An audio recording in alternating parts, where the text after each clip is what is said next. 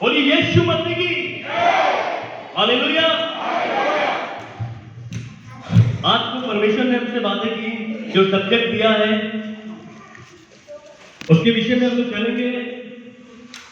और उससे पहले कुछ बातें हम समझते हैं, जैसे कि बहुत सारे लोग उनके जीवन में जो भी घटनाएं हो रही होती हैं, हालेलुया,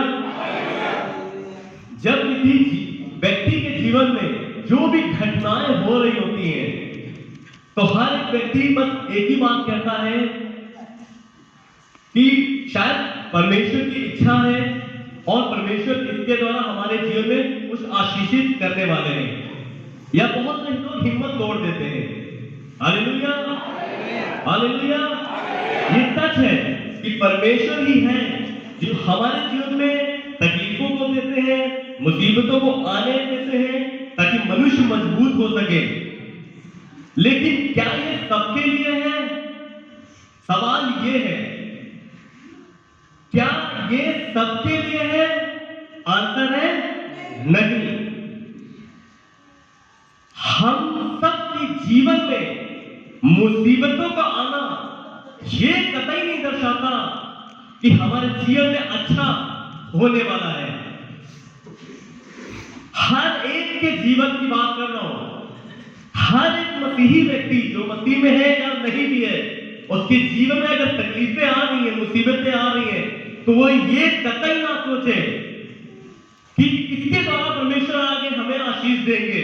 ये तकलीफ थोड़े समय का है, गुजर जाएगा, परमेश्वर आशीष देंगे। तो क्या भैया आप ये सोचें कि परमेश्वर मुझे मारना चाहता है, मुझे सताना चाहता है? जी नहीं। आप मेरा बात ध्यान सुनिएगा। हर एक व्यक्ति ये ना सोचे कि ये तकलीफ और ये मुसीबतें जो मेरे लाइफ में आ रही है, इसके द्वारा आशीष देने वाला है। तो फिर कौन व्यक्ति सोचे? आखिर किन लोगों के लिए लिखा गया है कि जो लोग ये बातें सोच सकते हैं? आइए पद पढ़ते हैं। रोमियो की पुस्तक उसका 8 अध्याय उसका 28 पद। रोमियो की पुस्तक उसका 8 अध्याय उसका 28 पद। हम जानते हैं कि जो लोग परमेश्वर से प्रेम रखते हैं, हम जानते हैं कि जो लोग परमेश्वर से प्रेम रखते हैं, उनके लिए सब बातें मिलकर, उनके लिए सारी बातें मिलकर भलाई ही को उत्पन्न करती हैं। भलाई ही को उत्पन्न करती है। हालेलुया। किन लोगों के विषय में लिखा है? फिर से पढ़िए, ध्यान से सुनिएगा वचन को। हम जानते हैं कि जो लोग परमेश्वर से प्रेम रखते हैं, जो लोग परमेश्वर से प्रेम रखते हैं, उनके लिए सब बातें मिलकर, किसके लिए? सबके लिए? सबके लिए नहीं है।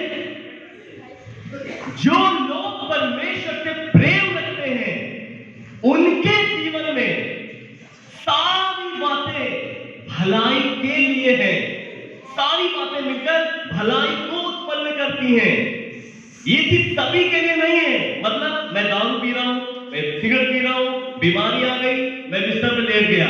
अब हम मिलने जाए, उनसे बोले आप दारू पीते हैं, सिगरेट पीते हैं, गलत काम करते हैं, इसलिए आप बिस्तर पे हैं, मत किया करिए। अगला उनका जवाब क्या होगा? अगला पास्टर भी बीमार था, वो तो नहीं पीता। अगला फलाना भी बीमार था, वो तो नहीं पीता। वो क्यों है बीमार? इसका मतलब परमेश्वर ने उसके जीवन में अच्छा किया था। मैं जो बीमार पड़ा हूं, मेरे लिए भी अच्छा करेगा, वो ये सोचता है। गलत फहमी में है। बाइबल कहती है हर एक व्यक्ति नहीं, वो लोग जो परमेश्वर से प्रेम रखते हैं, सिर्फ उन्हीं के लिए हर एक बातें भलाई को उत्पन्न करती है। मतलब हमारे जीवन में दुख, मुसीबत, तकलीफ, परेशानियां, संकट कितने भी आएंगे, अगर हम खुदा से मोहब्बत रखते हैं, तो हमें एक बात याद रखना है कि अगर हम खुदा की मोहब्बत करते हैं और उसके पीछे चलते हैं, तो जो मुसीबतें, तकलीफें और बीमारियां, ये सब जो आ रहा है, इसके पीछे परमेश्वर की योजना है। इसके बाद परमेश्वर मेरे जीवन में भलाई करने वाले हैं। हालेलुया। कौन लोग सोच सकते हैं? जो लोग परमेश्वर से प्रेम करते ये कैसे जानेंगे हम? जस्ट इसके आगे लिखा हुआ है, ध्यान सुनिएगा। अर्थात पढ़े आगे, अर्थात उन्हीं के लिए अर्थात उन्हीं के लिए जो उसकी इच्छा के अनुसार बुलाए हुए हैं। जो उसकी इच्छा के अनुसार बुलाए हुए हैं। हालेलुया। यानी जो लोग उसकी इच्छा के अनुसार बुलाए गए हैं उनके लिए है, जो लोग उससे प्रेम करते हैं। और जो प्रेम करेगा वो खुदा की इच्छा के अनुसार ही चलेगा। यूहन्ना 14:15 में लिखा हुआ है, यदि तुम मुझसे प्रेम करते हो तो मेरी आज्ञाओं को मानोगे। यदि तुम मुझसे प्रेम करते हो, प्रेम का प्रमाण देना पड़ता है। पहला यूहन्ना 3:18 कहता है, सुनो, वचन और जीभ से ही नहीं पर काम और सत्य के द्वारा भी प्रकट करो। काम के द्वारा, कामों के द्वारा, सिर्फ हम कहने से नहीं। याद रखिए, जो हमारा परमेश्वर के प्रति प्रेम है सिर्फ कहने से नहीं, खुदा मैं तुझसे मोहब्बत करता हूं, सिर्फ कहने से नहीं, हमारे काम भी वैसे हो, हम वैसे ही काम करें। कैसे काम? उसकी इच्छा के अनुसार। जब हम उसकी इच्छा के अनुसार चलते हैं तब मुसीबतें आती हैं, तब हम ये कह सकते हैं कि ये वचन मेरे लिए है कि मैं खुदा से मोहब्बत करता हूं। अब मेरे जीवन में तकलीफ आए, मुसीबतें आए, परेशानियां आए, फिर भी ये सारी बातें मेरे लिए भलाई उत्पन्न करने वाली है। Hallelujah, hallelujah. मत्ती 7:13-14 में लिखा हुआ है, ध्यान सुनिएगा। मत्ती 7:13-14 में लिखा हुआ है, सकेत फाटक से प्रवेश करो। कौन से फाटक से? सकेत फाटक। जैसे ये फाटक है, सकेत है फाटक, सकेत फाटक से प्रवेश करो। क्यों? क्योंकि एक चौड़ा फाटक भी है। लिखा क्योंकि चौड़ा है वो फाटक और सरल है वो मार्ग जो विनाश को पहुंचाता है, और क्योंकि सकेत है वो फाटक और कठिन है वो मार्ग जो जीवन को पहुंचाता है। हालेलुया। लिखा है चौड़ा है वो फाटक और सरल है, कठिन, चौड़ा है वो फाटक और सरल है वो रास्ता जो विनाश को पहुंचाता है, और लिखा है बहुत से उसमें प्रवेश कर जाते हैं। क्यों? क्योंकि उसका फाटक कैसा है? चौड़ा है। लेकिन सकेत है कोई फाटक और कठिन है उसका रास्ता जो जीवन को पहुंचाता है। लिखा है थोड़े ही लोग हैं जो जीवन को पहुंचते हैं, जो जीवन प्राप्त करते हैं। हालेलुया। फैसला हमें और आपको करना है कि हम कौन से फाटक में प्रवेश करना चाहते हैं। याद रखिए, अगर आप मसीह में हैं, अगर आपके जीवन में कठिनाइयां आ रही तो धन्य बनाइए, क्योंकि आप सही रास्ते पे जा रहे हैं। क्योंकि लिखा कठिन रास्ता ही जीवन को जा रहा है, सरल आसान रास्ता विनाश को लेके जाएगा। हालेलुया। इसलिए याद रखें, हमारे जीवन में जब परमेश्वर ने हमसे वादा किया कि हमें वो अनंत जीवन देने वाले हैं, अनंत जीवन, और अनंत जीवन का रास्ता कैसा है? बहुत ही कठिन। अनंत जीवन का रास्ता कैसा है? कठिन है। लेकिन जो विनाश यानी नरक को जाता है वो रास्ता बहुत ही आसान है। तो याद रखें, अगर हमसे उसने वादा किया है कि वो हमें अनंत जीवन देने वाला है, उसने दे भी दिया है। यूहन्ना 3:14 में क्या लिखा है? परमेश्वर ने जगत से ऐसा प्रेम रखा कि उसने अपना इकलौता बेटा दिया, जो मुझ पे विश्वास करे वो नाश न हो परंतु अनंत जीवन को प्राप्त करे। यानी कि अब ध्यान सुनिएगा, हम सब ने मसीह में विश्वास किया, परमेश्वर ने हमसे वादा किया कि अब तुमने विश्वास किया है, अब तुम्हें अनंत जीवन दूंगा। लेकिन अभी आप रास्ते में हैं और रास्ता कठिन है। इन कठिन रास्तों में हमें चलना है, और ये कठिन रास्तों में चलते चलते हमें वापस नहीं मुड़ना कि नहीं ये रास्ता बहुत कठिन है, वापस चलो चौड़े वाले रास्ते से चलते हैं, सरल रास्ता अपना लेते हैं। अगर सरल रास्ता अपनाएंगे विनाश हो जाएंगे। याद रखें, यदि आप मसीह में हैं, यीशु को ग्रहण किया है, कठिनाइयां आ रही है, मुसीबतें आ रही है, परेशानियां आ रही है, मत घबराइए।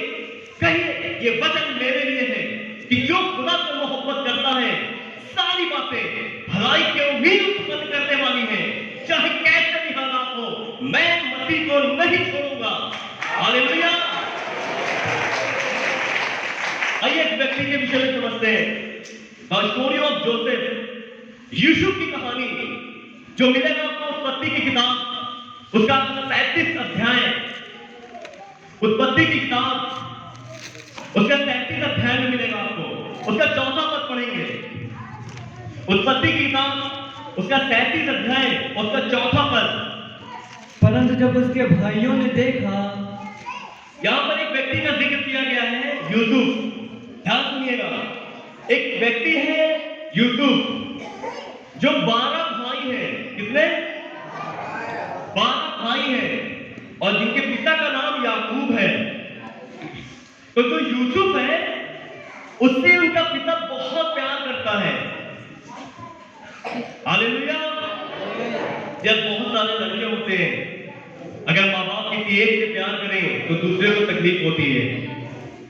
ये वचन एक बात हमें ये भी सिखा रहा है कि अगर आपके 2-4 बच्चे हैं, आप सबसे बराबर मोहब्बत रखें। मालूम है उनके 12 बच्चे थे और 12 में से एक था यूसुफ जो सबसे छोटा बिन्यामीन से बड़ा था। यानी वो सबसे छोटा नहीं था, उससे छोटा एक और था। लेकिन सारे जो 11 भाई थे उससे जलते थे। क्यों? क्योंकि उसका पिता सिर्फ उसी से मोहब्बत करता था। पढ़े इसको जरा।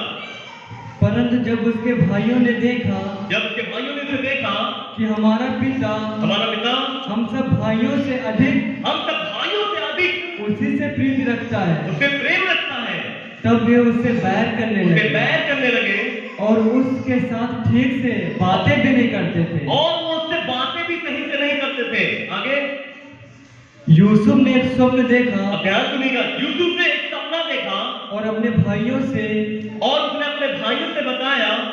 तब वे उससे और भी द्वेष करने लगे। लिखा है द्वेष करने लगे। हिंदी अगर बाइबल पढ़ते हैं आप, वहां पे लिखा है उसने एक सपना देखा और उसने अपने भाइयों को बताया, जिसकी वजह से उसके भाई उससे द्वेष करने लगे। इसका मतलब होता है हेट करने लगे। इंग्लिश में अगर पढ़ेंगे इसका है हेट, मतलब घृणा करने लगे, नफरत करने लगे। आखिर क्या सपना था? एक सपना देखा यूसुफ ने और सपने को उसने अपने भाइयों को बताया। उसने कहा, सुनो अब आगे मैं बताता हूं, सुनिए ध्यान से। उसने एक सपना देखा। उसने देखा कि वो लोग खेत में फूले बांध रहे हैं। उसने अपने भाइयों को बताया कि मैंने एक सपना देखा है कि हम सब मिलकर खेत में फूले बांध रहे हैं।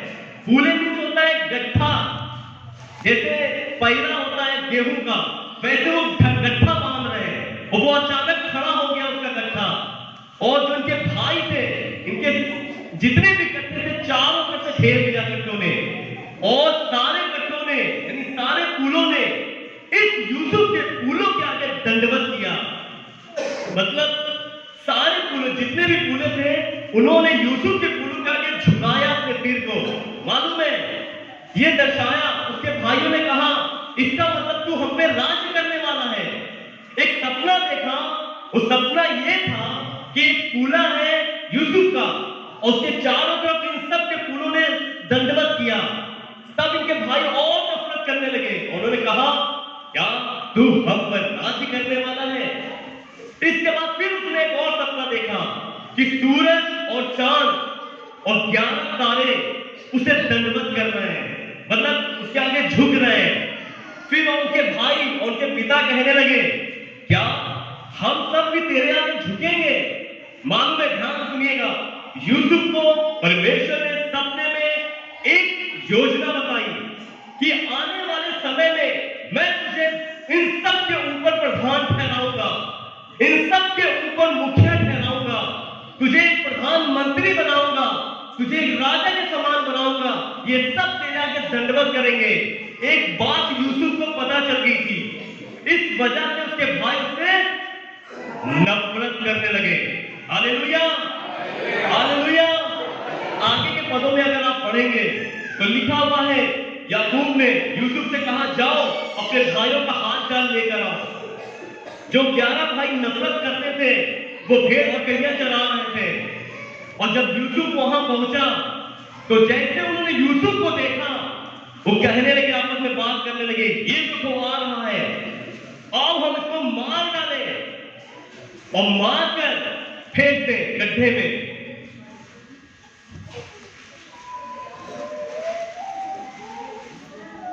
जब भी परमेश्वर हमारे लिए कोई बड़ी योजना करता है, याद रखिए उस योजना को खत्म करने के लिए शैतान भी अपने दांव लगाएगा।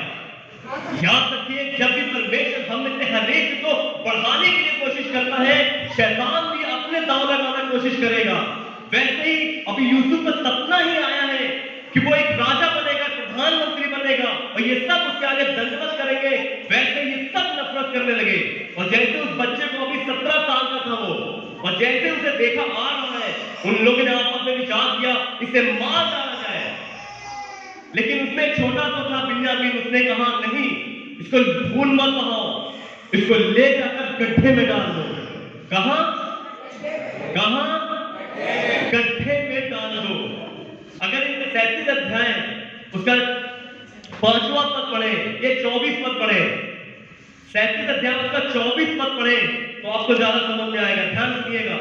और यूसुफ को उठाकर गड्ढे में डाल दिया, गड्ढे में डाल दिया, और गड्ढा सूखा था, गड्ढा सूखा था। हालेलुया। और उसमें कुछ जल ना था, उसमें कुछ भी जल ना था। अब ध्यान सुनिए, अचानक आप प्रार्थना करते हैं और परमेश्वर आपसे कहते हैं सुनो, मैं तुम्हें एक दिन बहुत बड़ा बनाने वाला हूं। आप खुशी के मारे फूले नहीं समाते, वाओ परमेश्वर मुझे आशीष देने वाले हैं, और अगले दिन आपको गड्ढे में डाल दिया जाए, कैसा फील होगा? अभी उसने सपना देखा और अगले दिन उसको गड्ढे में डाल दिया गया। मालूम है परमेश्वर ने हम में से हर एक को अनंत जीवन देने का वादा किया है। जैसे यूसुफ को वादा किया प्रधानमंत्री बनाएगा, आपके लिए भी परमेश्वर ने बड़ी योजना रखी है। लेकिन जैसे उसको भी बड़ी योजना थी और जैसे रास्ते में आगे चला और चलते समय वो गड्ढे में गिराया गया, याद रखिए हमारे जीवन में भी हजारों ऐसे गड्ढे आएंगे, आपको गड्ढे में डाला जाएगा, आपके विश्वास को परखा जाएगा कि आप अभी भी उस विश्वास में कायम हैं या नहीं है। यूसुफ को गड्ढे में डाला गया, वो बिल्कुल कुड़कुड़ाया नहीं। हमारे भी हालात ऐसे होंगे, हमें अनंत जीवन का वादा किया गया है, लेकिन आपके जब राहों में चलेंगे मसीह में, कठिनाइयां आएंगी। जैसे यूसुफ के जीवन में आया, अगले पल वो गड्ढे में था, वो कुड़कुड़ाया नहीं बिल्कुल भी। जैसे कि पहले मैंने वचन बताया कि जो बातें होती वह सब भलाई को ही उत्पन्न करेंगी। किसके लिए? जो लोग खुदा से मोहब्बत करते हैं, प्यार करते हैं। वो यूसुफ खुदा के ऊपर डिपेंड था, उसने बिल्कुल कुड़कुड़ाया नहीं। आगे जब हम पढ़ेंगे समझते हैं तो वो भाई आपस में खाना खाने लग गए। सोचिए 12 भाई, एक को गड्ढे में डाला, क्यों? क्योंकि उसने एक सपना देखा। क्या सपना? कि ये सब उसे दंडवत कर रहे हैं। इन्होंने नफरत हुआ इनको, उन्होंने 11 ने मिलकर गड्ढे में डाला और बैठ के खाना खा रहे हैं। उसी समय इश्माइलियों का दल उधर से आ रहा था, कुछ लोग वहां से गुजर रहे थे और उन्होंने सोचा कि जो है क्या करते, इसको मारने से अच्छा इसको बेच दिया जाए, और उन्होंने उसे खींच के बाहर निकाला। 28 पद पढ़ेंगे जरा, 33 अध्याय का 28 पद। तब मद्यानी व्यापारी उधर से होकर उनके पास पहुंचे, अतः यूसुफ के भाइयों ने उसको उस गड्ढे में से खींचकर बाहर निकाला, और इस्माइलियों के हाथ चांदी के 20 टुकड़ों में बेच दिया। ध्यान सुनिएगा, परमेश्वर ने जैसे यूसुफ से बात की कि उसके लिए एक बड़ी योजना है, उसे प्रधानमंत्री बनाने वाला है, लेकिन जैसे ये बात की तकलीफें आना शुरू हो गई, आपसे परमेश्वर ने जब आप विश्वास करते हैं तो आपसे भी बात की है वो अनंत जीवन देगा, लेकिन आपके जीवन में कठिनाइयां आएंगी। वो गड्ढे में गिरा और जैसे उसे लिखा खींच के बाहर निकाला गया, उसे खुशी मिली होगी, वाओ अब मुझे बाहर निकाला जा रहा है। जैसे बाहर निकाला तुरंत बेच दिया। एक मुसीबत खत्म नहीं हुई, दूसरी मुसीबत उसके सामने खड़ी थी। ऐसे ही हमारा जीवन है। अगर हम मसीह में हैं तो इस चीज को समझना होगा कि जिस रास्ते पे आप चल रहे हैं वो कठिन है, वो कांटे हैं, बहुत ही खतरनाक रास्ता है, लेकिन याद रखें मंजिल उसकी अच्छी है, वो यीशु मसीह है, अनंत जीवन देने वाला है। ये मालूम है यूसुफ को एक गड्ढे से निकाला दूसरे गड्ढे में डालने के समान था, उसे 20 टुकड़ों में बेचा गया था। जैसे उस समय आज के समय लेबरिंग होती है, उस समय दास दासी को खरीदा या बेचा जाता था, उसको बेच दिया गया, और जब वो बेचा गया तो उसको एक पोतीफर नामक मनुष्य के पास उसे भेजा गया। वो राजा के अंगरक्षक यानी जो बॉडीगार्ड होते हैं उनका प्रधान था, और यूसुफ जो है उन्हीं के पास भेजा गया। अब ध्यान सुनिएगा, इतनी सारी चीजें होते समय यूसुफ का विश्वास क्यों नहीं कर पाया? क्योंकि परमेश्वर उसके साथ था। जिसने हमें बुलाया है वो जिंदा है। आप हम को मसीह ने अगर बुलाया है और मसीह में विश्वास किया है, ऐसे ही हालात होंगे, बीमारियां आएंगी, परेशानियां आएंगी, अभी परेशानी खत्म नहीं हुई, दूसरी आपके सामने होगी, तीसरी होगी, ऐसे ही हालात होंगे। अगर हम कुड़कुड़ाए और रास्ता बदल दिया तो हमारे लिए खतरा है। यूसुफ नहीं कुड़कुड़ाया। आइए पढ़ते हैं 39 अध्याय 39 चैप्टर 39 अध्याय का दूसरा पद। यूसुफ अपने मिस्री स्वामी के घर में रहता था। यूसुफ देखिए जहां बेचा गया वो एक मिस्री व्यक्ति था, और वो उस व्यक्ति यूसुफ को अपने घर में ले आया, वो घर में काम करता था। आगे, और यहोवा उसके संग था। यस, अब सुनिए ध्यान से क्या लिखा हुआ है। और यहोवा उसके संग था। यहोवा यानी कि परमेश्वर उसके संग था। आगे, इसलिए वह भाग्यवान पुरुष हो गया। किस लिए वो भाग्यवान पुरुष हुआ? यहोवा उनके संग था। अब ध्यान सुनिए, प्रॉस्पेरिटी एक इंग्लिश शब्द आता है, प्रॉस्पेरिटी, जिसका मतलब होता है समृद्धि या फिर संपन्नता। एक इंग्लिश शब्द है प्रॉस्पेरिटी, जिसका हिंदी मतलब है संपन्नता। अगर हम आपसे बात करें संपन्नता क्या है, समृद्धि क्या है, तो हम और आप और संसारिक लोग कहेंगे अच्छा घर हो, अच्छा बंगला हो, गाड़ी हो, रुपया हो, पैसा हो। अगर ये सब कुछ है तो हम समृद्धि है, यानी हम संपन्न है, यानी हम प्रॉस्पर है। ये जो शब्द लिखा हुआ है कि यहोवा उसके संग था, इसलिए वो भाग्यवान पुरुष हुआ। ये शब्द दिया है भाग्यवान, ये हिंदी में दिया है, लेकिन अगर आप इंग्लिश में बात करें लिखा हुआ है कि वो प्रॉस्पर हो गया, प्रॉस्पर्सी मतलब वो संपन्न पुरुष हो गया। हालेलुया। ध्यान सुनिएगा, आज के समाज में हम और आप बात करें संपन्नता क्या है, घर, गाड़ी, बंगला, रुपया, पैसा, धन, दौलत, ऐशो आराम, यही संपन्नता है। लेकिन बैबल का कानून संपन्नता जानते क्या है? लिखा है यहोवा उसके संग था, इसलिए वो संपन्न पुरुष हो गया। आपके पास यीशु है, आपसे बड़ा कोई दुनिया में अमीर व्यक्ति है ही नहीं।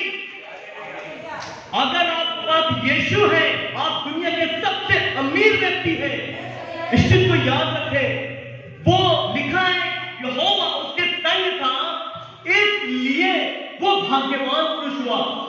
उसके पास ना रुपया था, ना पैसा था, ना घर था, यहां तक मालूम है उसको कपड़ा पहना था और इनके भाई ने उस कपड़े को भी छीन लिया और उस पर बकरे का लहू लगाकर उसके पिता को दिखाया, कहा देख तेरा बेटा मर गया है। उसके भाई ने इतनी नफरत की कि उसके कपड़े को छीन लिया। ना उसके पास रुपया है, ना पैसा है, ना कुछ है, ना ही कपड़े हैं, वो नंगा था, लेकिन वो फिर भी अमीर आदमी था। क्यों? क्योंकि यहोवा उसके संग था। इस चीज को याद रखें, इसका ईगो कम कर दें। इस चीज को याद रखें, यदि आपके पास रुपया है, नहीं है, ऐसा नहीं है, घर नहीं है, गाड़ी नहीं है, बंगला नहीं है, यहां तक कि आपके पास कपड़े नहीं है, आपके पास बिल्कुल नंगे हैं, लेकिन आप पर यीशु है, तो याद रखिए आप सबसे अमीर व्यक्ति हैं। यीशु ही है जो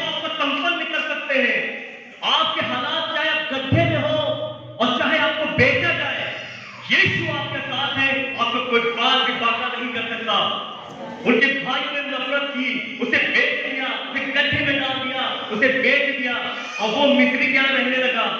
और लिखा है वो भाग्यवान पुरुष हो गया, यानी जो कुछ वो करता यहोवा सफल कर देता, जो कुछ हाथ लगाता यहोवा आशीषित कर देता। मिस्री ने सोचा अरे वाह, उसके मालिक ने सोचा अरे वाह, ये तो बहुत ही अच्छा व्यक्ति है, एक काम करते हैं इसको मालिक बना देते हैं। क्या बना देते हैं? स्वामी, मालिक। और उसने क्या किया, उसने घर के ऊपर अधिकार रखने को उसको सौंप दिया कि सुनो, आज से तुम नौकर नहीं, अब आज से तुम घर के मालिक हो, घर के स्वामी हो, अब तुम जो चाहो वो कर सकते हो। मुझ पर यानी उसकी पत्नी थी, उसकी पत्नी को छोड़ और सारी चीजों पर उसने अधिकार दे दिया था। यूसुफ के लिए परमेश्वर ने योजना बहुत बड़ी रखी थी, लेकिन उसके जीवन में एक ट्विस्ट आया, वो ये कि उसको एक घर का अधिकारी बना दिया गया। अब ऐसे समय में से खुश होना चाहिए, ओ मैं घर का अधिकारी बन गया हूं, यानी जो परमेश्वर ने सपना दिखाया वो सच हो गया, मैं तो बहुत बड़ा आदमी बन गया हूं। हालेलुया। ऐसा उसे सोचना चाहिए था, वो घर का अधिकारी बना दिया गया। याद रखें, जैसा कि मैंने पहले ही कहा कि जैसे यूसुफ के लिए बड़ी योजना थी और कठिन वाला नगर था, वैसे हम सब के लिए एक बड़ी योजना अनंत जीवन है, लेकिन हमारे रास्ते कठिन है। जैसे उसके थे वैसे हमारे भी कठिन है, तो कठिन में परीक्षाएं भी आती है। अभी वो एक घर का अधिकारी बना और उसके जीवन में एक परीक्षा पड़ी। मालूम क्या परीक्षा पड़ी?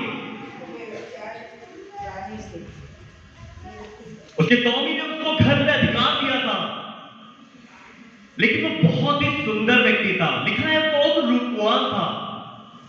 इस कारण जो उसकी पत्नी थी वो उसको पकड़ कर उससे कहने लगी कि तू मेरे साथ सो।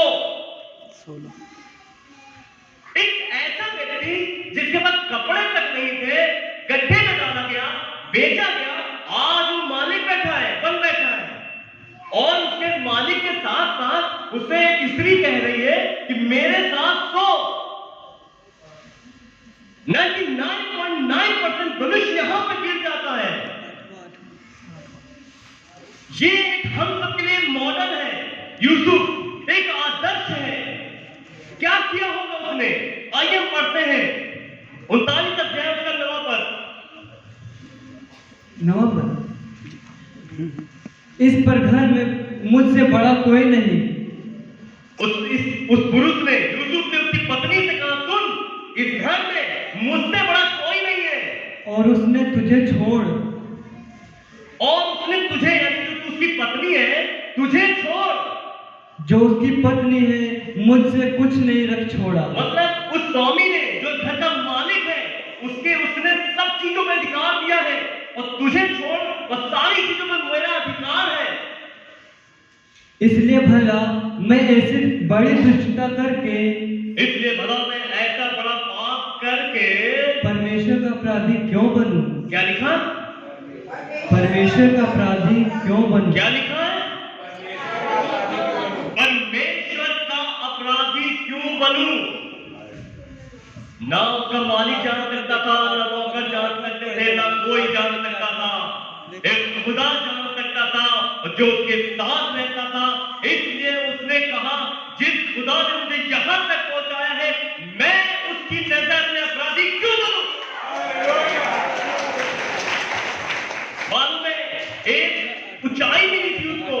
आप मसीह जीवन में है, आपको धन संपत्ति, रुपया, पैसा, गाड़ी मिलेगा।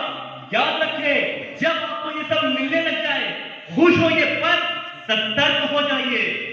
इसको घर का स्वामी बनाया गया, पर सतर्क हो गया। क्यों? उसी के साथ एक परीक्षा भी आएगी। आपको उस रुपये को कमाने के लिए 2 नंबर का काम करने को बोला जाएगा। आपको उस गाड़ी को कमाने के लिए गलत काम का लालच दिया जाएगा।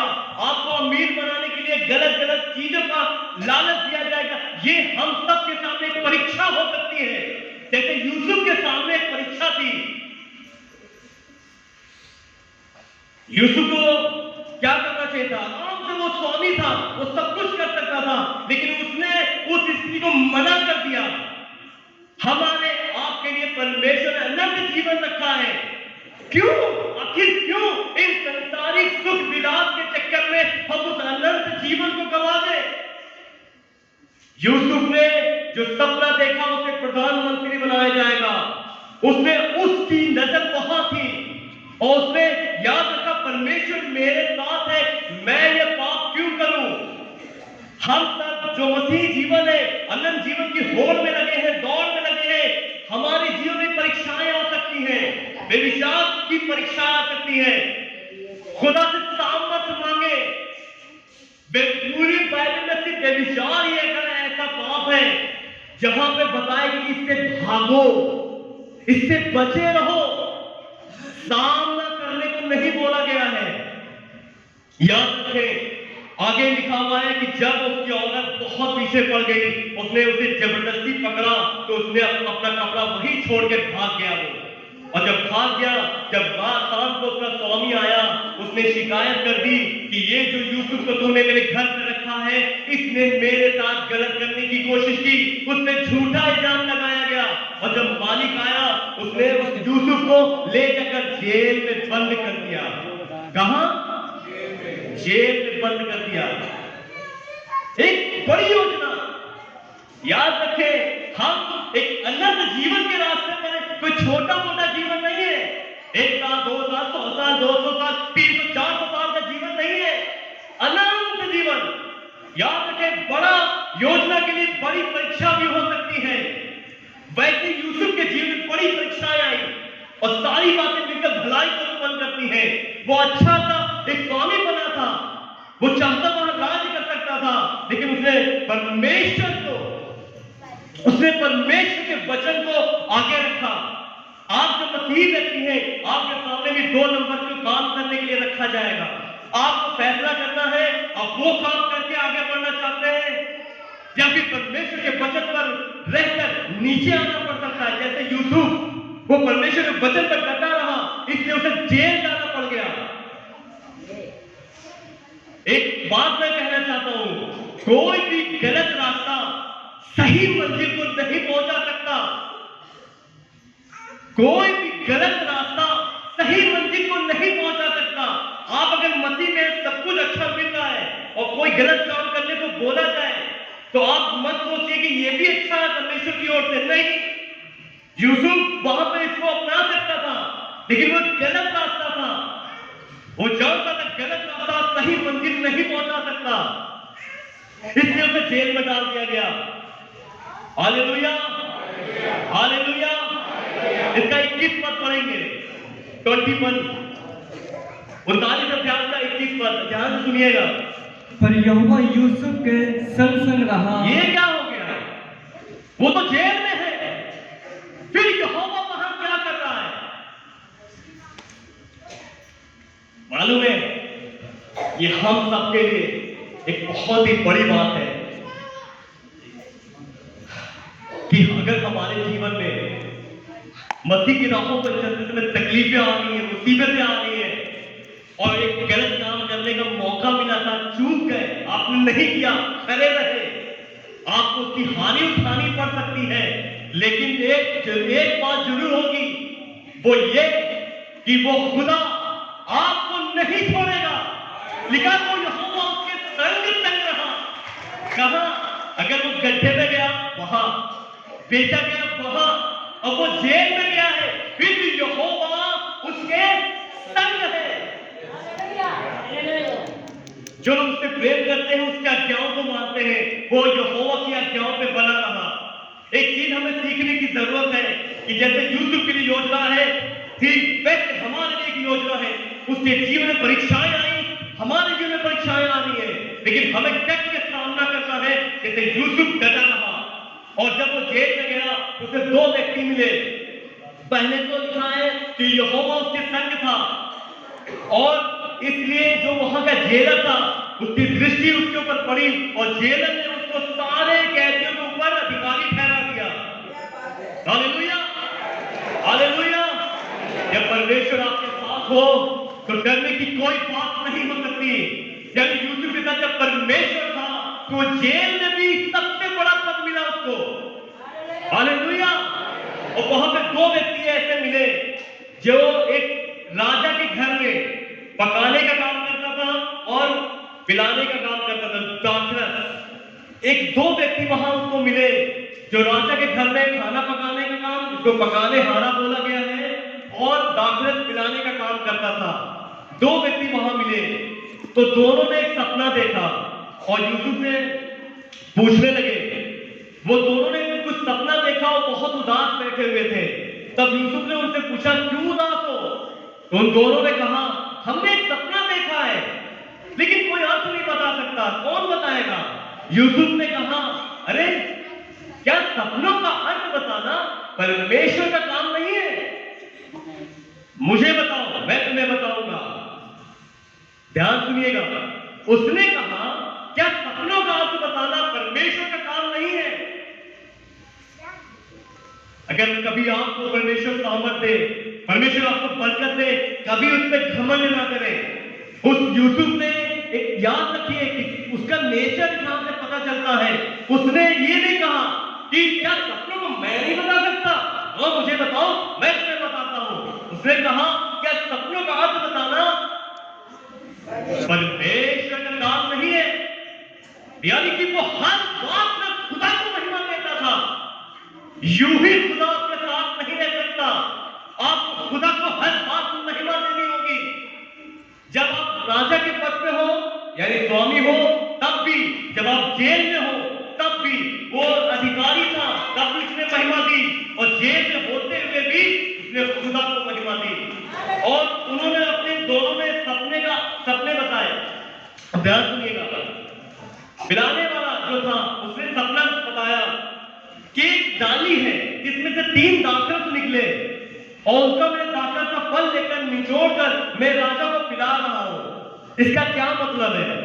तो यूसुफ ने उस व्यक्ति से कहा, सुन, 3 जो दाखरस निकले हैं इसका मतलब है 3 दिन, और जो तू राजा को दाखरस पिला रहा है यानी कि 3 दिन के बाद राजा तुझे जेल से बाहर निकालेगा और वापस उसी पद पे नियुक्त कर देगा। लेकिन एक बात याद रखना। उसने कहा, क्या? जब तू राजा के पास जाए मुझे मत भूलना, मेरे बारे में थोड़ी चर्चा कर देना। उसने कहा, मेरी चर्चा राजा से कर देना कि वो जो है मुझे यहां से निकाल ले, मेरे भाइयों ने मेरे साथ ऐसा ऐसा किया है, मेरी चर्चा राजा के सामने करना। उसने कहा, ठीक है। और जो पकाने वाला था उसने भी एक सपना बताया। उसने कहा, मैंने देखा मेरे सर पे 3 टोकरियां हैं और सबसे ऊपरी टोकरी में पंछी कुछ खा रहे हैं। उसने कहा, 3 टोकरी का मतलब है 3 दिन, और टोकरी जो खा रहे पंछी उसका मतलब ये है कि 3 दिन के बाद राजा तेरे सर कटवा देगा और पेड़ पे टंगवा देगा और पंछी तेरे पेड़ पे से सर को खाएंगे। और ऐसा ही हुआ। जब 3 दिन बीता तो पकाने वाले को सर कटवा के टंगवा दिया गया, और जो पिलाने वाला था फिर वापस राजा के पद में राजा के साथ नियुक्त किया गया कि वो उसे दाखरस पिलाए। Hallelujah, hallelujah.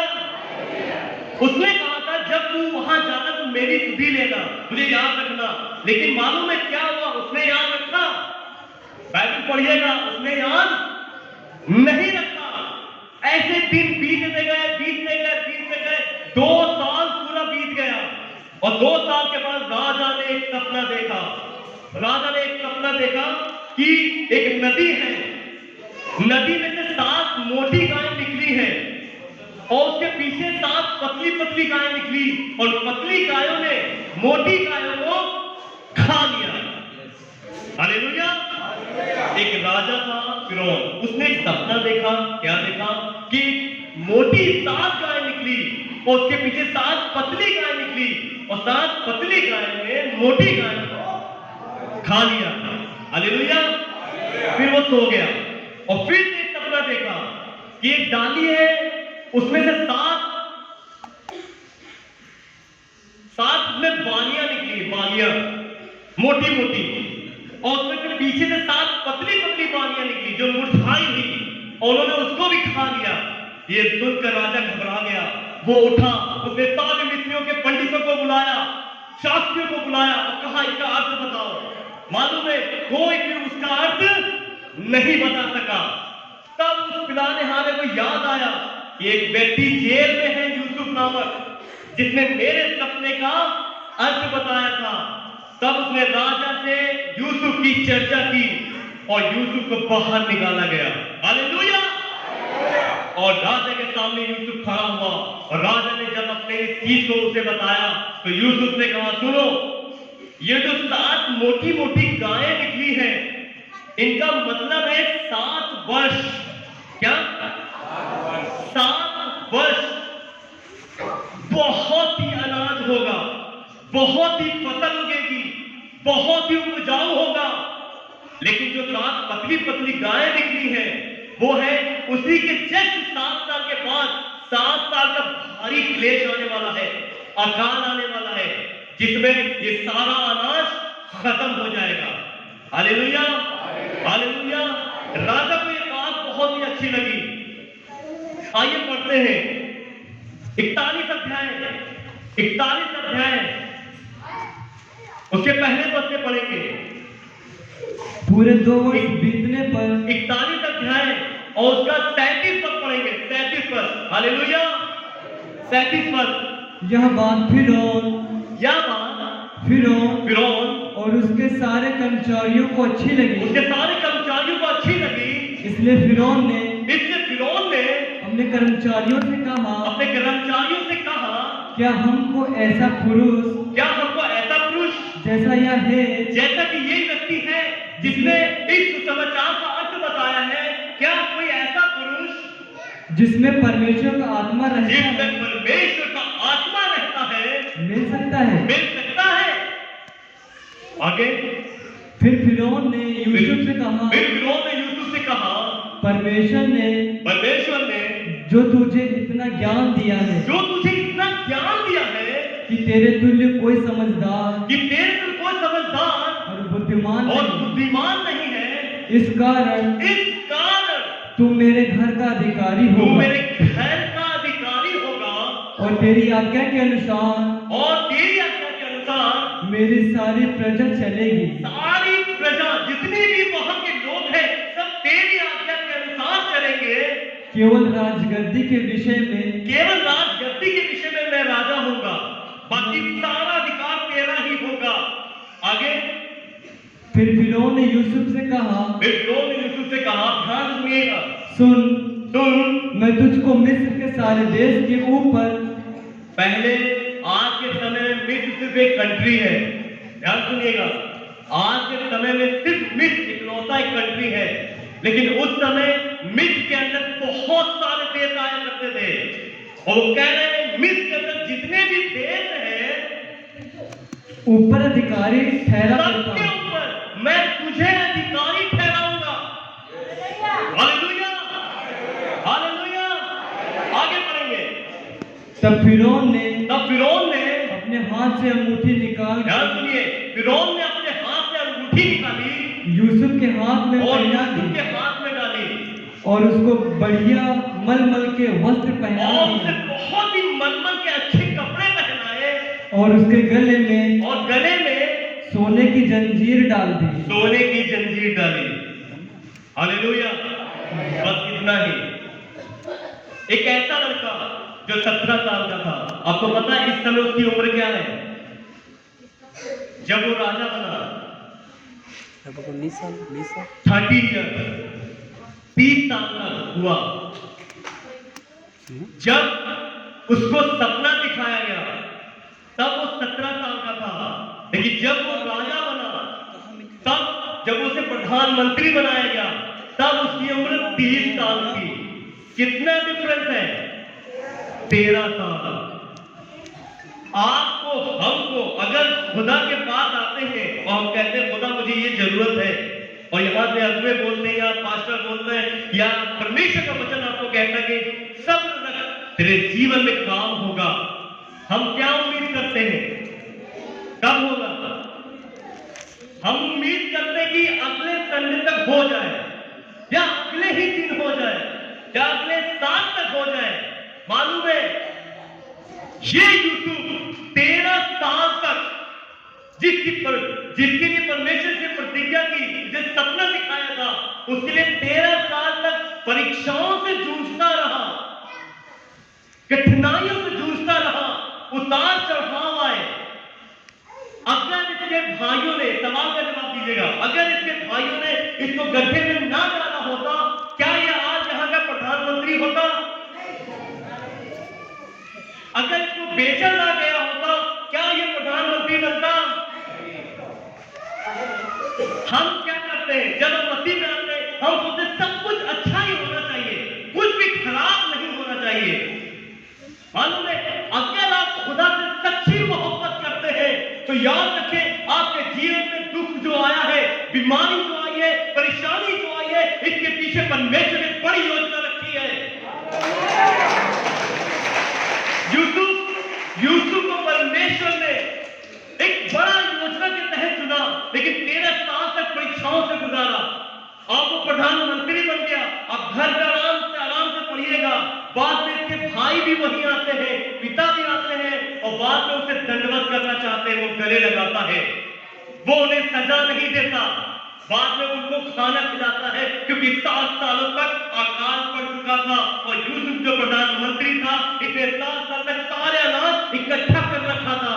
और 7 साल जब अकाल पड़ा तो इनके भाई भूखे मरने लगे। तब इन्होंने सुना एक राजा है जो फ्री में दान देता है, चलो हम वहां चलते हैं। और जब जाके देखा, एक व्यक्ति है, लेकिन ये उसे पहचान ना सके, लेकिन उसने इसे पहचान लिया। आपके साथ जो बुरा करता है, आप क्या उम्मीद करते हैं? एक बार मुझे बन जाने दो साहब, फिर मैं आपको बताऊंगा। ऐसी उम्मीद हम करते हैं। ये राजा बन चुका था, इसने अपने भाइयों को सताया नहीं, इसने उसे गले लगाया। दिस इज रियल क्रिश्चियनिटी, यही सच्ची मसीहत है। आप अपने दुश्मन से प्रेम करते हैं, यही सच्ची मसीहत है। याद रखें, जैसे यूसुफ के लिए एक बड़ी योजना थी, कठिनाइयों से गुजरना पड़ा, वैसे हम सब के लिए, सिर्फ उन्हीं के लिए जो खुदा से मोहब्बत करते हैं, प्रेम करते हैं, सिर्फ उन्हीं के लिए सारी बातें भलाई क्यों भी उत्पन्न करेंगी। जैसे अंत में यूसुफ कठिन रास्तों से गुजरता हुआ एक सही मंजिल को पहुंचा, आज हम और आप कठिन रास्तों से गुजरते हुए एक सही मंजिल, अलग जीवन को प्राप्त करेंगे। हालेलुया। परमेश्वर इस वचन